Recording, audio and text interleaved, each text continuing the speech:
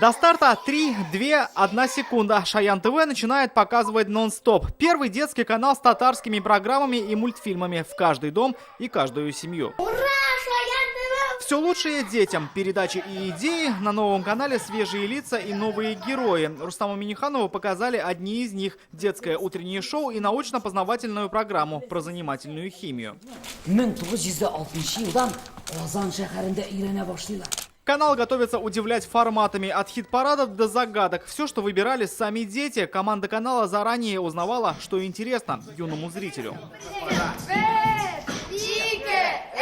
Вот где ни на секунду не утихает жизнь. 24 часа в сутки режиссеры телеканала смотрят, как готовится контент, как разминаются ведущие, какая программа последует дальше. Для детей здесь все делается по-взрослому. Новый канал за новые технологии. Кроме HD, Шаян ТВ сделает упор и на 3D. На первом этапе к показу уже готовы первые трехмерные мультфильмы. И канал открыт к аутсорсингу, то есть готов дать татарстанским студиям шанс заявить о себе. Если они делают программы на языке тукая и для детей. Ведь это и было главной миссией создателей. Главная задача, этот канал должен быть востребован, интересным, потому что язык через игры, через какие-то интересные материалы лучше осваивается. И я думаю, что и родители правильно оценят, чтобы дети пользовались вот этим интересным каналом Шаян ТВ. Шаян ТВ начал круглосуточное вещание пока во всех пакетах Таттелекома. На 23-й кнопке в цифровом формате и 24-й в IPTV.